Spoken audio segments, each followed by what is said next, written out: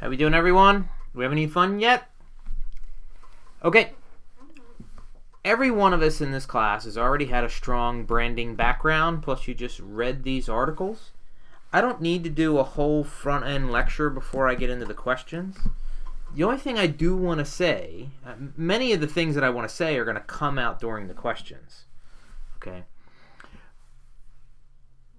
But I have a different view. This is the only thing I want to say before we get started with the questions. I have a different view on branding when it comes to social and digital and the bottom-up world. Mainly, in the bottom-up world, I believe the crowd has control of brand meaning. And what that means is, you as the marketer, you may create the brand, you may try to tell the crowd what the brand means, but in reality, the crowd really decides brand meaning. Okay? And this article, this was 2003. This was during that, the internet winter between 2001 and 2004. This thing could have been published in 2018, and it still would have had the same residency.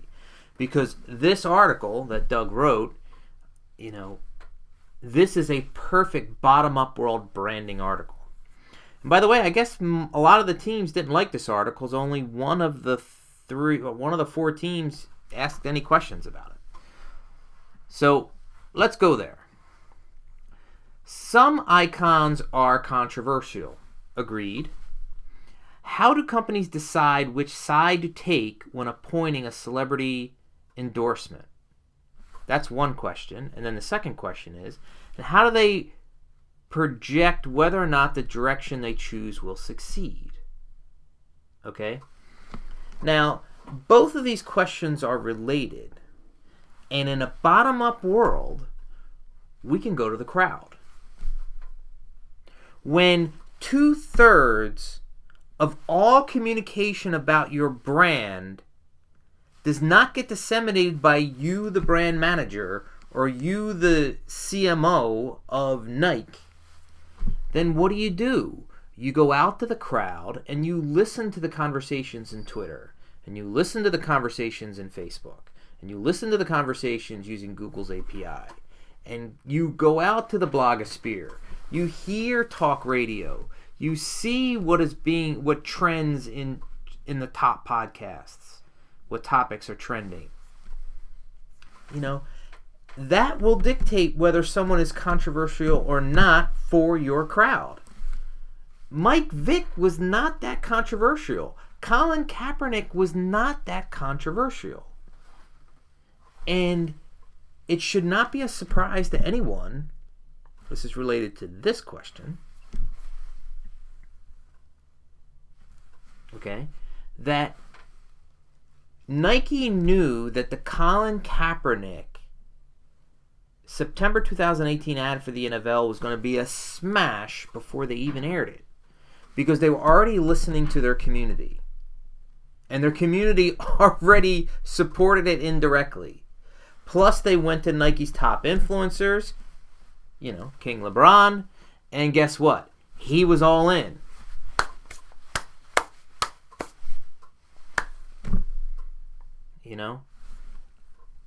They know it will succeed because they already hear the voice of the customer before they do it. It's not as much speculation then, and it's not as much risk then. What's weirder it's not when Nike does it, it's weirder when Gillette does it in January 2019, because Gillette does not have a crowd that's known for taking in controversial topics. Okay, that's riskier. That was something that, I don't know, we'll see. But the Nike and Michael Vick and the Nike and Colin Kaepernick, they knew that on lockdown before they even ran it. Their social media listening tools that they were using told them in advance it would be fine. And sure, there were some people burning jerseys and there were some people burning Nikes, and they were the outliers, and all they did was reinforce the rest of the majority of what people thought, that it was a good idea in the first place. How do you ensure that the rebel is authentic? How do you know whether your audience will love or hate your rebel? you go back to the crowd. The crowd is already talking about the Rebel. If you look at the Mountain Dew examples in that article, Mountain Dew, throughout their time period, they just adopted their brand on top of culture that was already happening. Harley Davidson, getting brand communities right, Jeep, they adapt their brand and its brand meaning given what's already happening within their community. What is it meant by a political authority of a brand? It's the formulation of a brand as an icon. Consumers scrutinize brands for using a rebel voice in marketing campaigns. All companies capable of becoming icons. All right, this is a different question. Here, I think all company brands, especially brands that are Web 2.0, bottom up, digital, have the ability to become iconic. It doesn't have to be Nike iconic. It doesn't have to be Harley Davidson iconic, but it should be very distinctive. I mean, Five Guys is not Nike iconic. Chipotle is not Nike iconic, but they are very, very well-defined brands to the point that they're more iconic than not. When it means political authority, it just means that a brand can resonate in conversations beyond just consumer conversations, which is what Nike does. When you have an icon like an Obama or a Michelle or a Kaepernick or a Serena or I just saw Meghan Markle on the TV, okay? They have authority beyond their little whatever their expertise is. That's what we mean by political authority. Okay. There's another Holt article. If you really like this one, I have a 2012 or 14 social media Doug Holt bottom-up brand article. All right, getting brand communities right. This is Susan Fournier and her team. Before we were talking about the Web 2.0 world, we were talking a lot about brand communities. And these brand communities were studied and organized before we had social and digital. And social and digital just made it easier. And to the point where only big brand communities could survive pre-social and digital, now minutia brand communities can survive.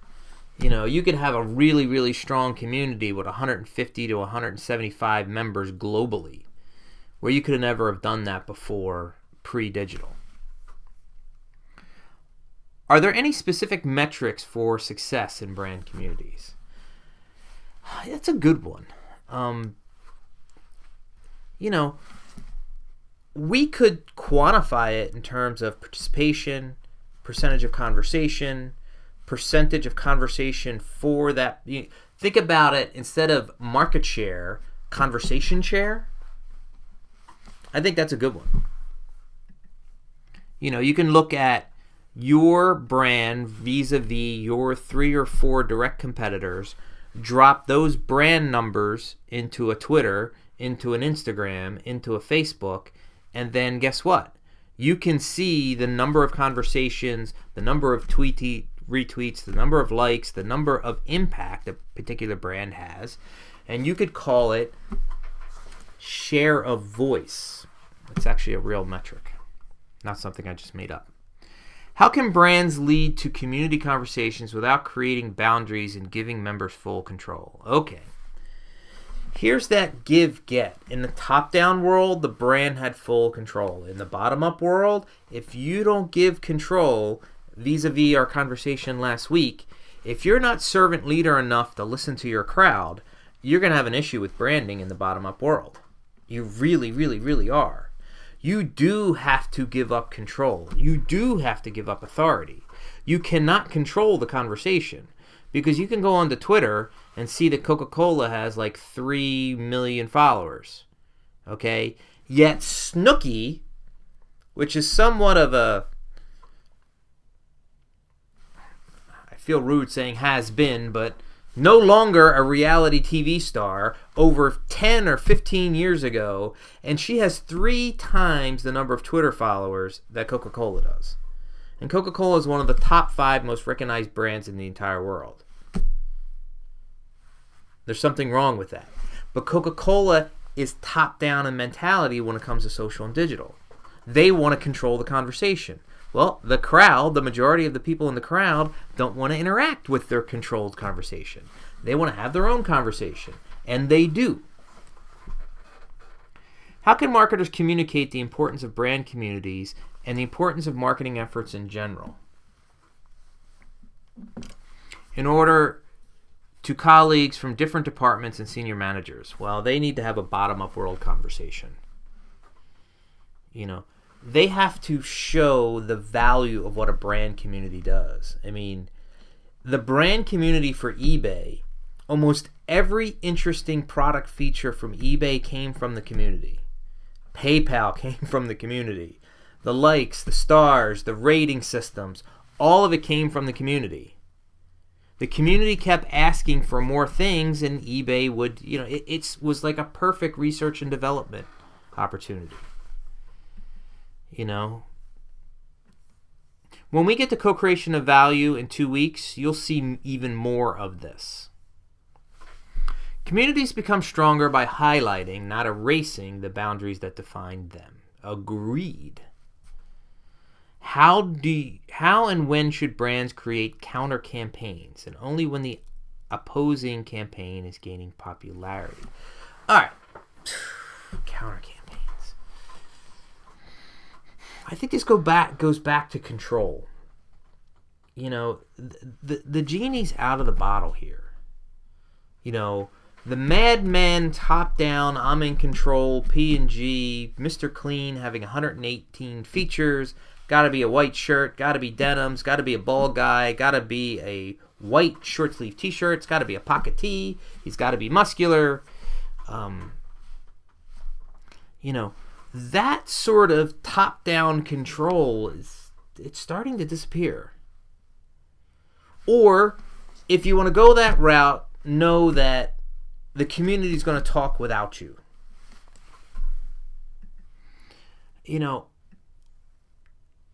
The idea of creating a counter campaign, you're trying to control.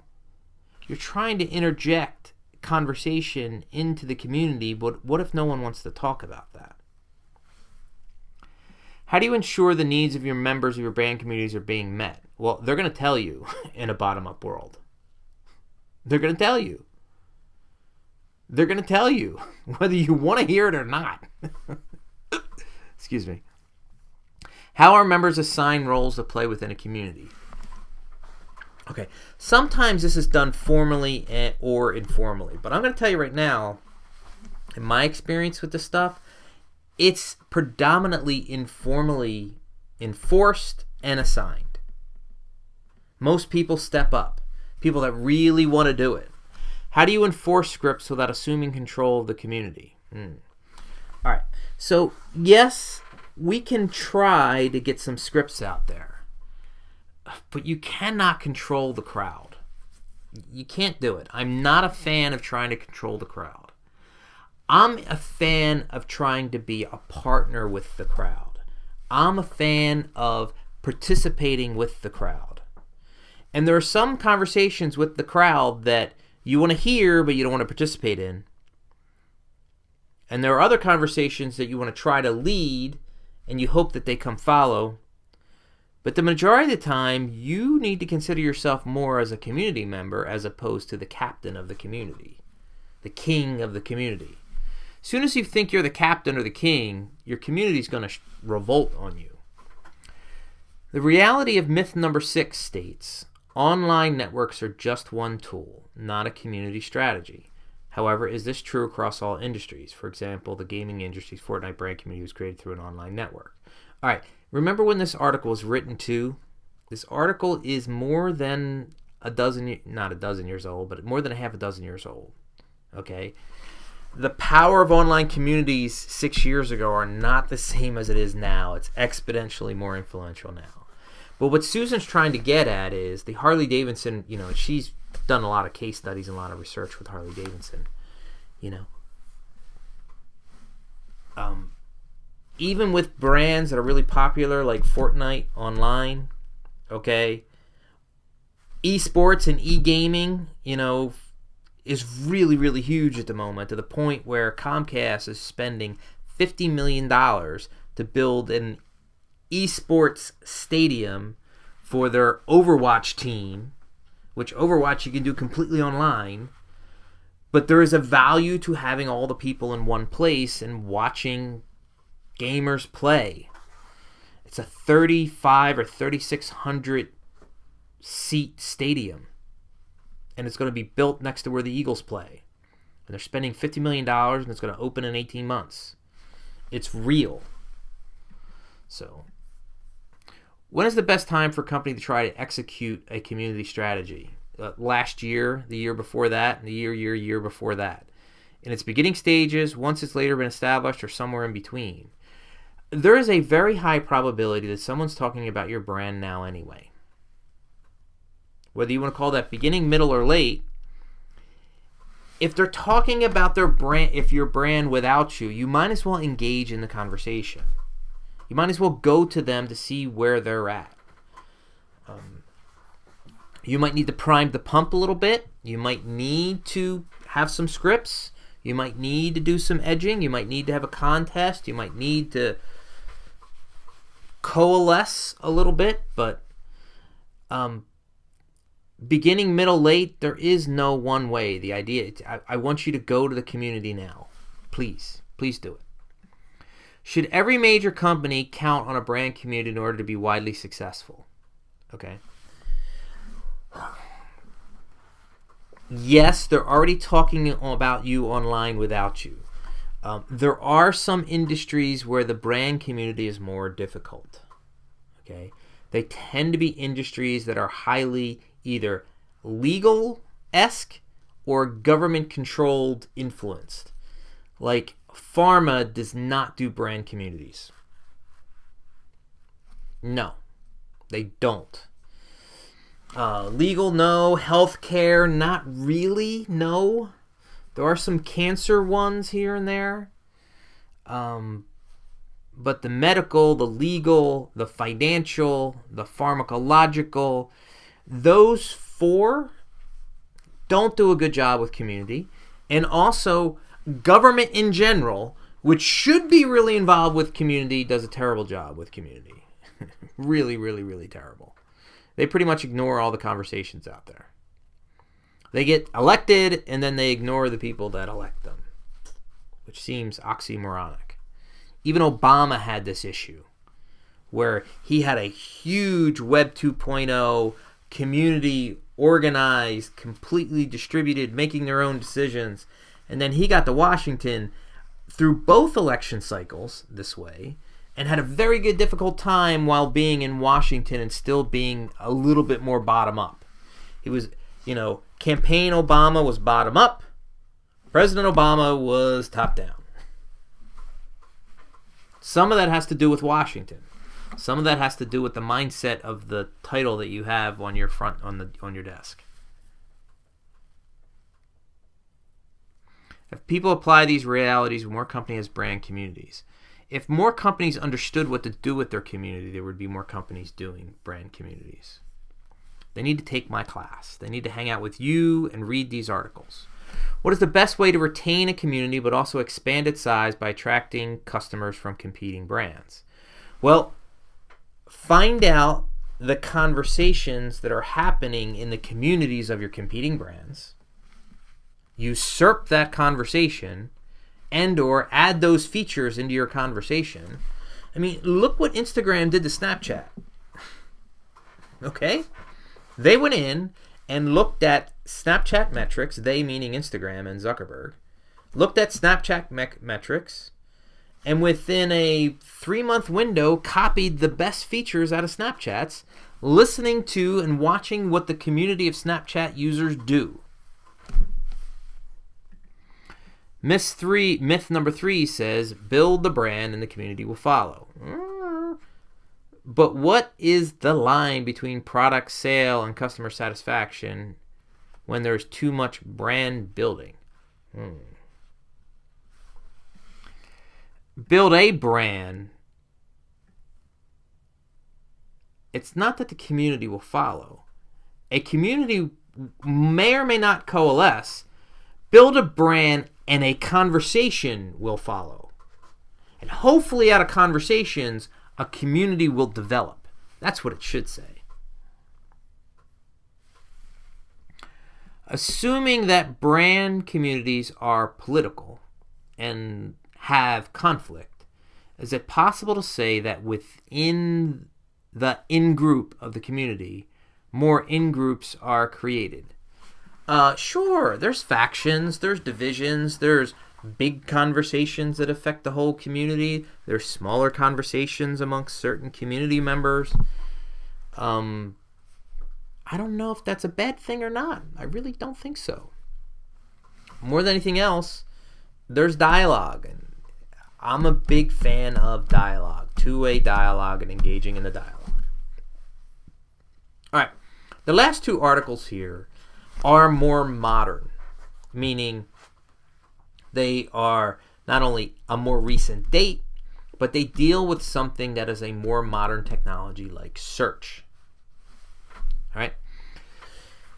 Google has somewhere in the vicinity of $125 billion a year in revenue.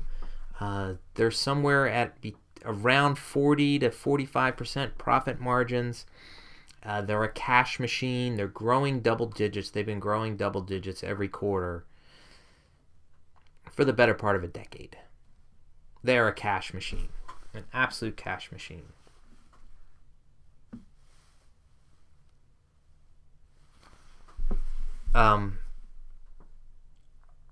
Sorry about that.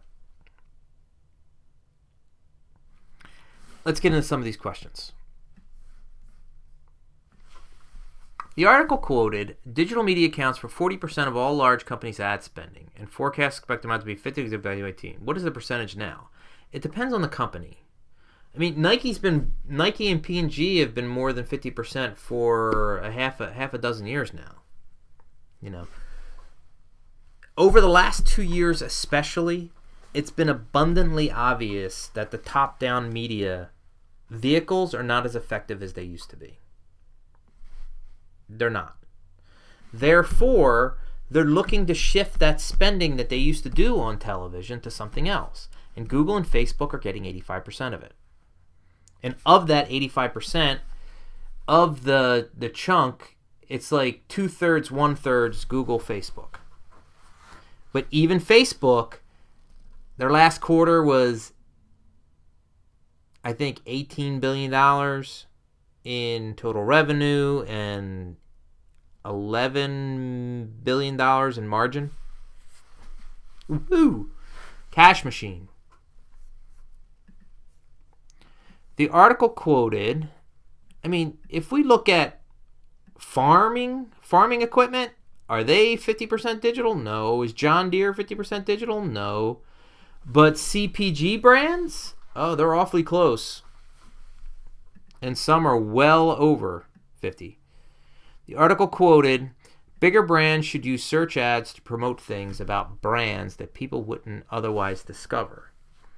What is this accomplishing? Consumers want to know about the product, but is it if a big brand the consumer knows what they already need to know? Maybe. Why wouldn't these ads used to market new products or current ones? Okay. A lot of questions here. Let me go. Bigger brands should use search ads to promote things about a brand that people wouldn't otherwise discover.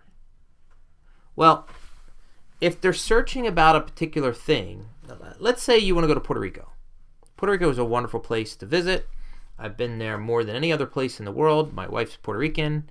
We got married in Puerto Rico. Their economy really could use some help. Go to Puerto Rico. End ad. Okay? So, Puerto Rico wants to know what people are searching for vacations. They want to hear, anytime someone searches for beach, well, Puerto Rico should buy some keywords against the term beach, or cruise, or tropical getaway, or places to visit, with less friction. Okay, that's a terrible set of search terms, but you don't need a passport to go there. You don't need a foreign currency to go there. You just go with your driver's license and the regular dead presidents you have in your back pocket, and you're good. Everyone speaks English. You're fine. It's like going to a foreign country without being in a foreign country. Puerto Rico. I should be an advertising guy or something, right? So, what is this accomplishing? Additional awareness. And very cheaply, I might add. Okay. So what's the difference between a display ad and a search ad? A search ad is on Google, and that search ad only happens when you search for a particular thing. A display ad are banner ads that are sitting on the web page or at the bottom of your mobile without you having to do anything. It just gets fed to the system. This is the Google AdSense network. This is the Google AdWords network. They are two different advertising platforms. You can get certified in both of these, by the way. I highly suggest you go into LinkedIn Learning, maybe after the semester's over, watch a couple videos on Google AdWords and Google AdSense, as in I sense something weird is happening, not cents as in dollars cents. How do companies know how to divvy up their advertising budget amongst search ads, social media ads, and more traditional ads, billboard, print, etc.? Okay. So, traditional media is still way more expensive. Digital media is cheaper, but it's also harder to buy. Now, billboards and print, these are TV, these are large ad buys. It's hard to do experiments here. They're large ad buys, both in dollar and volume, and it's also large in terms of lead time to make it happen. Search ads, you can do a 3-hour campaign between 9 and 12 a.m. in the morning, and then in the afternoon you could see of the 15 keywords that you put $300 each into, which ones were really spiking. And then in the afternoon, when the rest of the country is really awake and you have the entire country fully awake as opposed to just the East Coast markets, well then guess what? You then put $1,500 in for these 3 keywords that of the 15 you tested in the AM, these were the ones that were really... You can also do that with social media ads. They could be very short duration, 1 hour, 3 hours, 5 hours, half day, 1 day. And you can monitor the results almost in real time. Maybe a 15 to 20 second, let's just say 60-second delay on the high side. I just did a big Twitter thing yesterday, and I spent about $200 trying to do something. And I was watching it in real time. And within an hour, I made tweaks. Could search ads become obsolete? No. Considering that most consumers rely on reviews to determine whether or not they should buy a company's stuff. No. No. No. Search is by far the biggest tool you have in your arsenal when it comes to discovery. Search over reviews. Search over reviews. Search over reviews. Now you have to understand that most reviews are either on an Amazon or they're on some other kind of site, or you have to find the review. If you are looking for the Caribbean vacation, let's just say with that, okay, are you going to go to TripAdvisor first? Or are you going to go to Google first? And even if you go to TripAdvisor first, chances are when someone goes into Google, it's going to lead them to TripAdvisor if TripAdvisor has the most organic results anyway, and next to it could be your paid Google AdWords ads. Search ads are not going to become obsolete. It is the biggest digital tool in your toolbox. And I don't see that changing anytime soon. It's been that way for the last 10 years.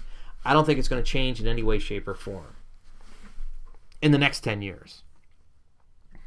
Is social media a more efficient way to develop a company's online presence and exposure? It depends what you're calling social media. Now that it's 2019, I wonder what the exact amount large companies add expenses on digital media. And then again, it depends on the company. I'll tell you right now that CPG companies, consumer product goods companies, there's been a really big shift over the last 18 to 24 months. We're getting significantly closer to 50-50, if not 60-40 digital, non-digital. This is too broad of a term, social media. It depends on what you mean by social media. Do you just mean the platforms? Twitter's really good. Snapchat is not. Snapchat's working on it. Facebook's really good. Snapchat is not. Instagram is amazing. Twitter is not amazing. Okay? Questions. What are the best industries that can benefit from search ads? Everyone. You have to understand that you should be, even for a B2B marketer, you should be buying keywords. Because it's not like a magazine ad that you pay for it and you don't know what you get. You only pay is if someone clicks on that search. So they're already in that buying mode or learning mode for that particular thing that you're buying the keywords for the particular search ad. Like, putting an ad for Visit Puerto Rico on the Ellen show, sure, maybe a lot of people, Ellen has high demographics, and maybe a lot of them are on the East Coast where the cities that have direct flights to Puerto Rico, and that could work out. But maybe a lot of people that are watching the Ellen show are not really thinking about going on vacation right now, so all that Visit Puerto Rico ads just go. But in Google, guess what?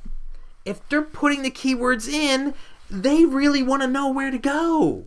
And then it's really important when someone who does want a particular Caribbean vacation, that you use the search ads, the keywords, to then maybe skew them to more information about Puerto Rico. Should a business already have a strong following for search ads for it to be beneficial to them? No. As a matter of fact, the more unknown you are, the more search ads you should do, because you need traffic. And how do you build traffic? The bigger the brand, the less you probably need to really use search. Okay? Although Amazon saw how cheap Google was, and Amazon pretty much looked at the top 250 books. When they built their entire business on 3 cents a click or 5 cents a click.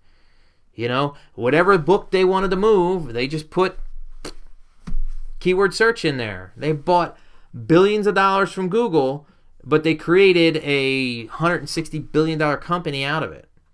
Are print ads obsolete? No, they're not.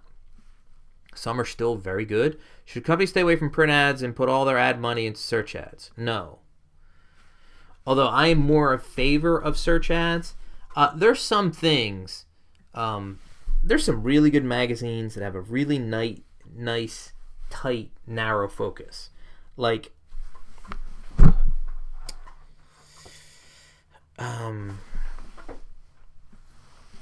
here's Psychology Today.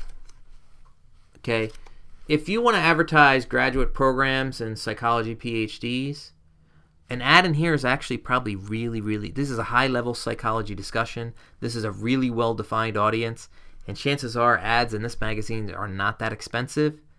This probably is worth it. There's a woodworking magazine. There are some guitar player magazine. There's some really good print.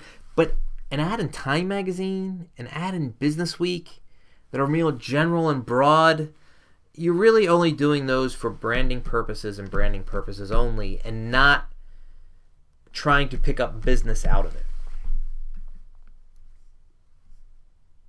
These search ads, especially what you can do with Google Analytics, you can track how much you're spending and cost per lead or cost per transaction. Which is why one of the most expensive set of keywords that you can buy are anything revolving lawyers and law. They'll pay $20 to $30 a keyword because they need a client, because they know a $30 or $40 keyword buy could land them thousands and thousands of dollars worth of consulting fees or legal fees. Do you think a company can become successful without online advertising? It's possible for a company to be successful without online advertising. It's not possible for a company to be successful without online community building. So being online and building and maintaining and having two-way dialogue and having a community, yes. Can you avoid spending money in ads? Sure. Possible. What are some of the examples of companies may benefit from advertising on eBay? Since this article highlights it's not the appropriate platform for all businesses. eBay should spend, although there are companies there, I think companies that need to unload inventory, I need companies that, don't want to have an outlet store. But really, eBay should be more about the buyer and the seller. They should, because regardless of what a company does, a company's rarely a buyer. Companies are always pretty much sellers on eBay. And eBay needs both sides of the platform in order for it to be successful. Uber needs both sides of the platform in order for it to be successful. It needs to find drivers, attract drivers. It needs to have riders. You can't have riders unless there's drivers. So you might overpay for the drivers at first, so at least that there's some, every time a rider tries to use the service, there's someone there. Okay, our final ad. A lot of you had some solid questions from the teams here. Do consumers really have to say in the collection of their data? Does consumers really have a say in the collection of their data? No, they don't. When in many sites they're forced to, they don't. In the United States, consumers really have no say in this at all. We do not have strict regulations on very few things related to digital data collection. It's quite bad. And it's been quite bad for a very, very long time. The credit card companies have been fleecing us for years. Where 11 of the 13 credit card companies, I think every one other than American Express and one other that I'm trying to think of, sells all your data all the time to everyone who wants it. Is it correct to assume that customers will appreciate firms that explain their data collection sharing in layman's terms and provide them with an easy way to opt out, essentially winning over customer loyalty that contributes to revenue growth? Okay. As logical as this sounds, I haven't seen it yet. And more than anything else, I don't think the companies care. I really don't. And at the moment, it doesn't seem like it's a sustainable competitive advantage that consumers care about either. They may complain ad nauseum, but they don't stop using Facebook. They may complain ad nauseum, they don't stop using their credit card. Nor is there a revolt. Nor is there marching in the streets. As bad as Facebook has behaved over the last 18 months, there has not been one major protest on Facebook, on Instagram, anywhere in the United States. I don't think so. Is it worth the time and effort for companies to measure how their company's response to their transparency? I think I just answered this question. You would expect that it is. And companies should have the ethical standards to do so. At the moment, it doesn't move the needle. Therefore, and they're not legally required to do it like the SEC makes them legally do other things regards to financials. But when it comes to data, the SEC does not regulate data. So guess what? The FCC, the SEC, the Consumer Trade Commission, not even the EPA. I'm expecting the digital EPA to show up sometime in the near future. But at the moment, there is no digital EPA. In an effort to combat consumer trust, would it be advisable for companies to push a disclaimer stating to whom the content will be shared with? But in many cases, the companies don't know who it's being shared with. They're selling the data as a lump, or the way these companies jump in with the cookies, it's just part of an ad network, and the companies are selling the data, and it's 2 steps removed to who is really using the data. It's very messy. What is the appropriate wording to an alert for a consumer and the information being tracked? I think the appropriate wording is, you are being tracked, and you know you're being tracked, and you know you don't have any privacy anymore. If you're on this site and you're using this site, you gave up your privacy a long time ago. And that's the reality. For better or for worse. In the past, surveys were sent via postal. Would it be more beneficial for companies to go back to surveys, but this time send them over the internet? They could send them to customers through the mail and have them pop up on their website where customers browse. They kind of already do that. We already have the chatbots. How do you think the response rate would be if those surveys to gain consumer data? A response rate is dependent on, and I've done a lot of survey papers. I've actually liked this question. I like survey data type questions and increasing response rates. I have a peer-reviewed article on this topic, as a matter of fact, that I pulled out of my dissertation. Postal survey response rates have been dropping through the last 10 to 15 years for obvious reasons. Okay? Internet survey response rates, it depends on the survey and it depends on the incentive.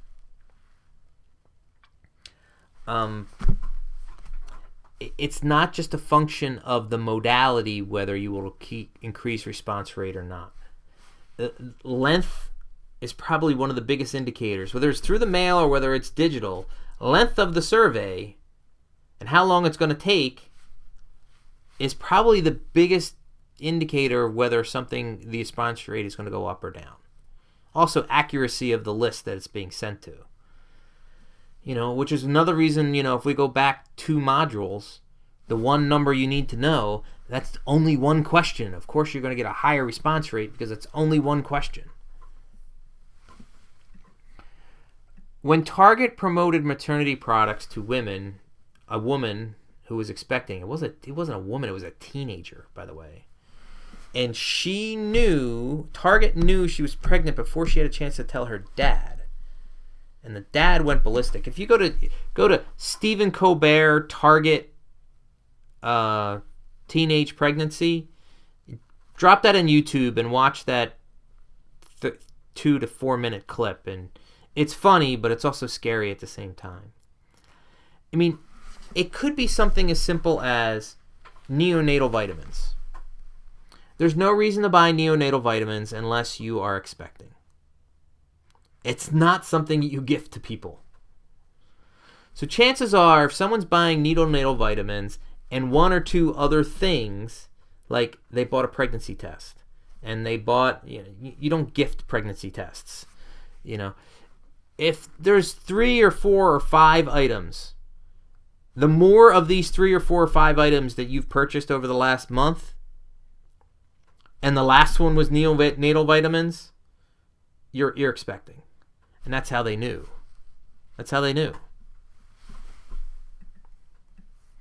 Can brands see our photos on our devices? If it's an Apple device, the answer is no. If it's not a non-Apple device, the answer could be. It depends on which app you're using. Even on an Apple device, if your photos are in Instagram and someone buys the API for Instagram, then guess what? The answer is yes.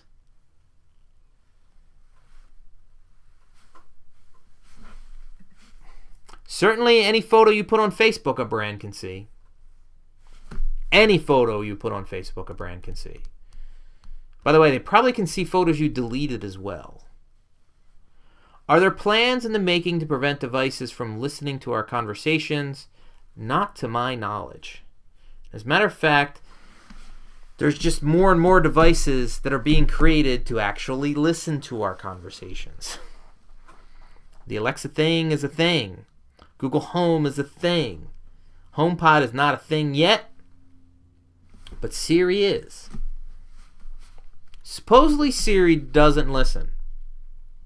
Supposedly, to the best that everything Apple has said, Siri is not always on, but Alexa is always on, and Google Home is always on. Always on. Always on. All right, folks.